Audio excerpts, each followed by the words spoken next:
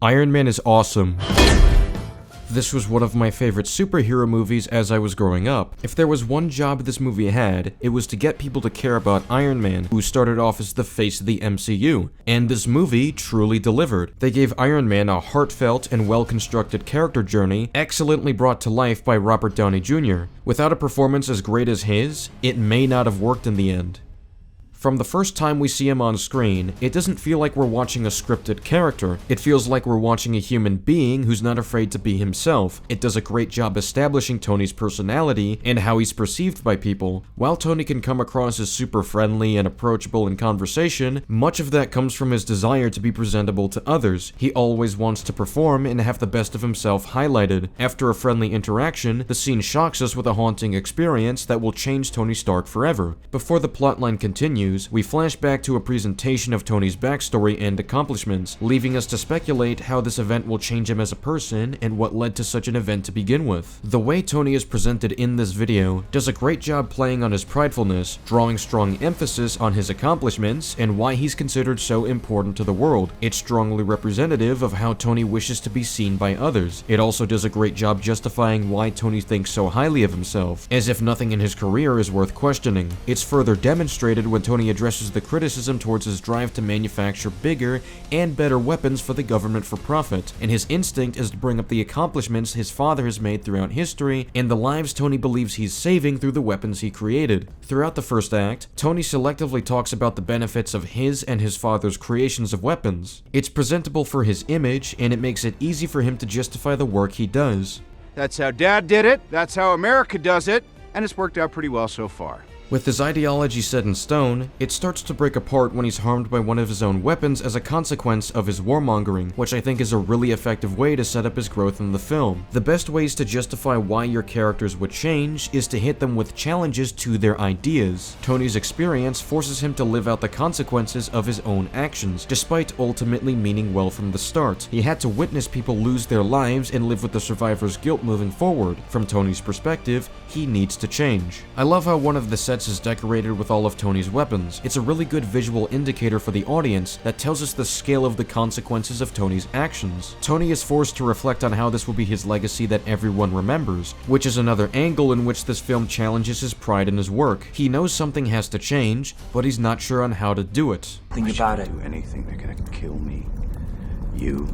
Either way, and if they don't, I'll probably be dead in a week. I thought it was an effective choice to have Yinsen push Tony to take action by making the most he can of the week before deciding it's the end for him and his legacy. Well then, this is a very important week for you, isn't it? Yinsen is the first person to talk to Tony like a person and hold him accountable to a sincere capacity. He manages to be the mentor figure that Howard and Obadiah couldn't be for Tony, and this really works because Yinsen represents what Tony should strive for moving forward, someone who's willing to push against the system they're in order to avoid being part of the problem. He wants Tony to become someone who makes the most of their life to help others, even if it feels like they've lost everything or have little time to make something of what's left. Don't waste your life. This entire segment is the most defining moment for Tony Stark in the MCU. They've earned this payoff by drawing proper attention to his flaws as a character, showing how his actions have consequences, and showing us the push that facilitated his change as a person, justifying why he would change. The film follows up with this by having Tony organize a press conference to announce his shutdown of weapons manufacturing, showing us through his actions that he has learned and wants to make a change for the better. It takes a great amount of strength for someone as prideful as Tony Stark to disavow the legacy he has left behind and has spent years celebrating and defending. It's really engaging to see the process of Tony innovating and learning to utilize his Iron Man suits. He doesn't immediately perform well and runs into design and test mistakes, and that's good for his journey to become Iron Man because these imperfections humanize him. Nothing is made too easy for him, so he has to actually earn his way up. The first flight sequence is one of the most engaging sequences in the movie. It's a good showcase of how Tony still holds a level of pride and hubris in his technological advancements. Jarvis, sometimes you gotta run before you can walk. He's pushing himself through every barrier until he brings himself to the top. And what's interesting is that instead of taking advancement as a finalized success for him to parade around, he pushes his next creation forward to ensure that he performs the best he can because he knows people are counting on him, staying true to Yinsen's wishes for him to make the most of what he has left of himself. It's what makes it earned when Pepper gifts him with the message, proof that Tony Stark has a heart. His actions have shown nothing but dedication to changing his legacy and to help others instead of feeding into people's destructive habits. Another great way this film shows Tony's growth as a character is testing how he reacts to criticism. Earlier in the film, we're shown that he often deflects from criticism and attempts to overshadow it with his prior successes. He often engages with the intent to respond and defend himself, but this time around, he listens with the intent to understand. When were these taken? Yesterday. As opposed to pretending that he doesn't need to take action when met with a problem, he implies that this is the next step on his to-do list. I didn't approve any shipment. Well, your company did. Well, I'm not my company.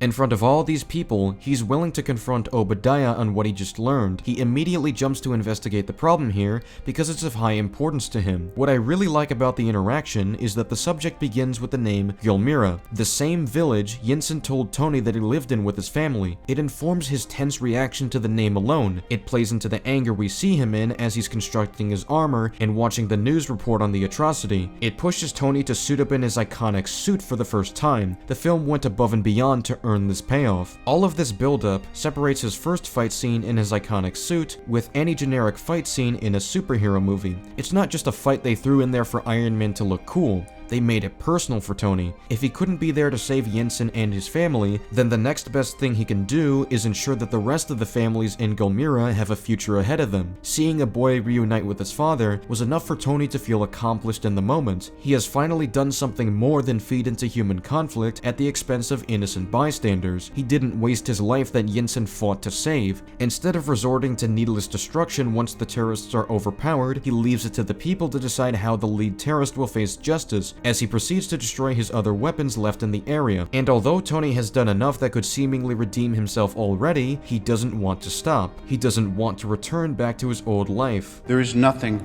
except this. There's no art opening. There is no benefit. There is nothing to sign. There is the next mission and nothing else.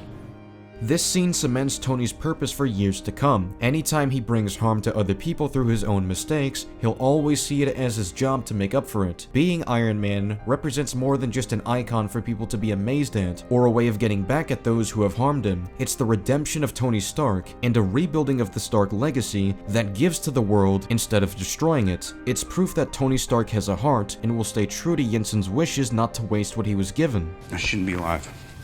Unless it was for a reason. I'm not crazy, Pepper. I just finally know what I have to do. And I know in my heart that it's right. Tony Stark is no longer the man who performs for the crowd while others are suffering for his actions. He's the man who puts himself out there to do what's right, never asking to be thanked or even recognized for it. The final act raises the stakes and puts Tony's growth to the test, proving that he's a changed man. In spite of his struggle to win the fight, he doesn't run away when he could have. He stands by the principles he developed throughout the story. When he has to make an immediate choice to stop Obadiah, he orders Pepper to make a difficult call, even when told this will kill him. And I find this to be an outstanding way to show us how Tony has changed. It's one thing to establish a set of principles, it's another thing to be willing to die for them, and it's especially hard to tell Pepper to do this, knowing the loss it would bring her. You're all I have too, you know. And what's interesting with Obadiah is that he is similarly willing to die for his principles, although they're skewed and driven by greed. The final battle is a product of Obadiah's desperation. Obadiah originally played it safe and under the table to push the weapons business forward, and relied on Tony being naive like he was before to facilitate his plans, but he failed to account for Tony's capacity for redemption, which is where his plans start to fall apart. It pushed Tony for an internal investigation of his company, which caught Obadiah off guard and forced him to take quicker and more desperate actions. His development of the Ironmonger suit was rushed, and his hand was forced to drop his public image. Some people have criticized his character by saying that he goes insane too quickly, and that his actions as Ironmonger would expose him and tank his business opportunities. But the fact of the matter is that no matter what Obadiah does, he's caught. Pepper downloaded the evidence and was secured by S.H.I.E.L.D. very quickly. Obadiah knows that he has to adapt, and unfortunately for him, he'll have to expose himself if he wants to avoid being arrested. And I find the situation to be an interesting parallel to Tony's situation at the cave. Both Tony and Obadiah are acting on the idea that they need to maximize the use of the little time they have to reach their desired outcome. But while Tony did what he did so he can take accountability, Obadiah did what he did to escape it. It makes the relationship between these two really interesting because they're both stubbornly committed to their ideologies to the point they'll stay in a deadly scenario and wing it till the end. In the end, Iron Man doesn't just physically defeat Ironmonger, he defeats him ideologically. It's his belief in accountability and personal sacrifice that gives him the upper hand on Obadiah when he's pretty much cornered. It's Pepper's belief in Tony Stark and his redemption that pushes her to make the tough call and gamble his life to save everyone from what Obadiah is capable of. It's what builds the icon of Iron Man and revitalizes the legacy of Stark Industries, showing the world what we're capable of when we hold ourselves accountable and change for the better, instead of refusing to change and upholding the image that everything is great and working out just fine. And that's exactly what makes this ending iconic. I am Iron Man.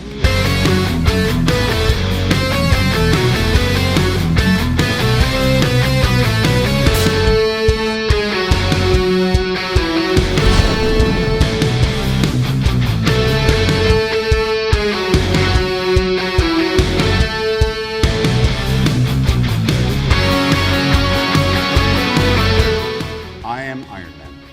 The suit and I are one.